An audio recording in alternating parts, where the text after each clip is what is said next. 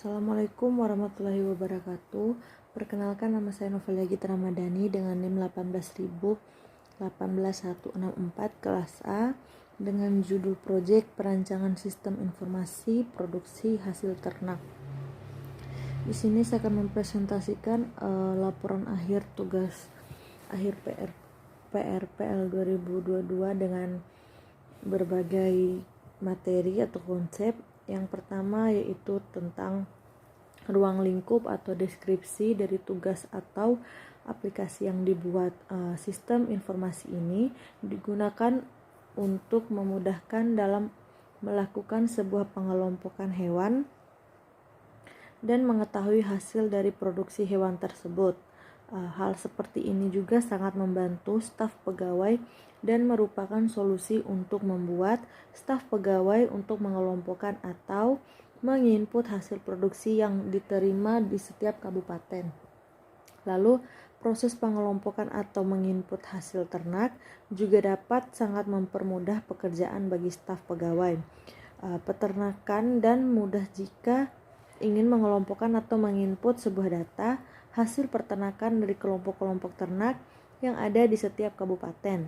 Dengan sistem informasi yang akan dibuat, staf pegawai bisa menginput dan mengelompokkan kapan saja dan di mana saja tanpa harus ke kantor untuk menginput manual lagi. Lalu yang selanjutnya ada rancangan antarmuka atau antarmuka aplikasi. Yang pertama yaitu ada desain input, di mana desain input ini meliputi tentang tampilan login. Pada tampilan login ini dapat digunakan untuk melakukan login dengan mengisi username dan password. Lalu yang kedua ada web desain produksi. Pada desain produksi terdapat tampilan untuk melakukan penginputan hasil produksi dengan inputan tahun dan bulan produksi. Lalu adapun yang selanjutnya yaitu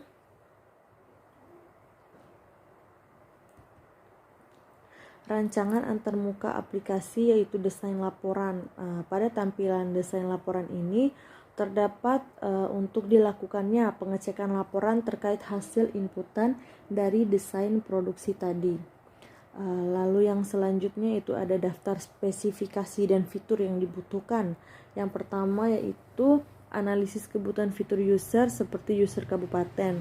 Lalu opsi yang kedua yaitu struktur program desain fitur program, di mana admin berikut adalah gambaran dari menu tampilan user admin atau dapat menampilkan menu tampilan untuk admin. Yang kedua untuk user menampilkan gambaran untuk tampilan menu pelanggan. Lalu opsi yang ketiga melakukan perancangan tabel database, rancangan tabel user, rancangan tabel kabupaten, rancangan tabel user kabupaten, rancangan tabel user role, dan rancangan tabel rekam produksi, dan yang terakhir yaitu rancangan tabel hasil ternak.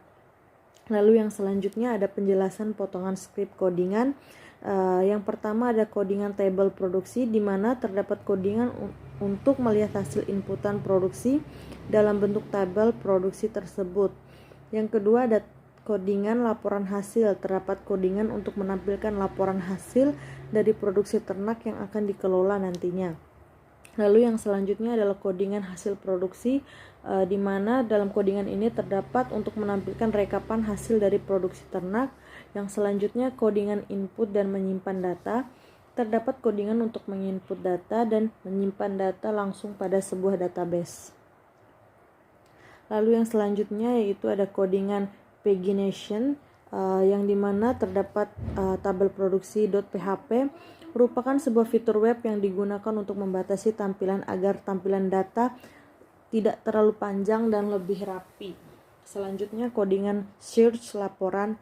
Pada codingan ini terdapat codingan untuk melakukan pencarian terhadap laporan hasil produksi ternak dari bulan hingga tahun produksi ternak. Lalu yang selanjutnya ada codingan event prevent default, adalah sebuah metode yang berfungsi untuk mencegah terjadinya event bawaan dari sebuah DOM.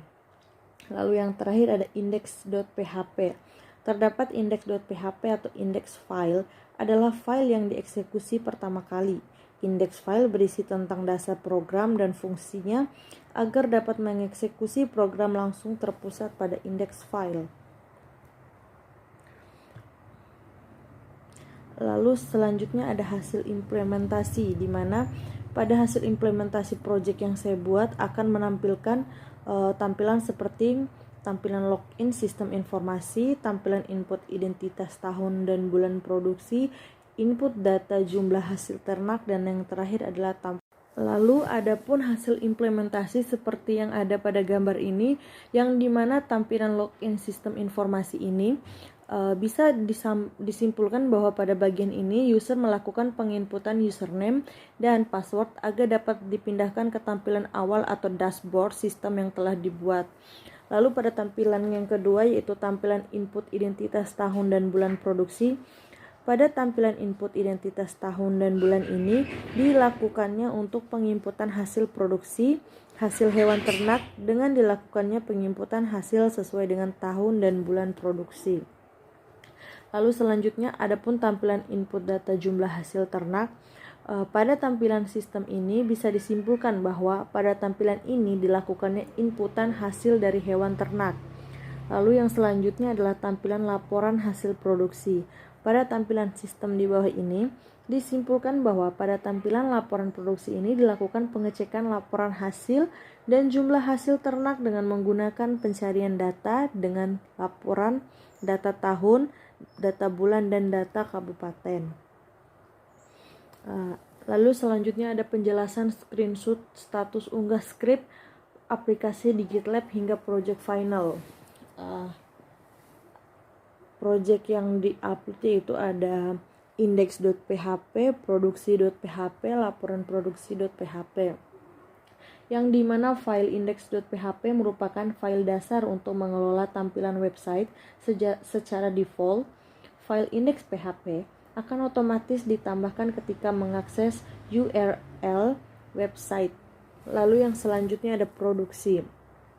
File produksi merupakan file yang digunakan untuk melengkapi sebuah tampilan sistem atau website untuk menampilkan sebuah produksi hasil hewan ternak yang dibuat sesuai studi kasus yang telah ditentukan. Lalu yang selanjutnya ada laporan produksi, yaitu laporan produksi ini merupakan file yang digunakan sebagai pelengkap dari file produksi yang dimana akan melengkapi tampilan sebuah sistem atau website yang telah dibuat sesuai dengan studi kasus yang telah ditentukan.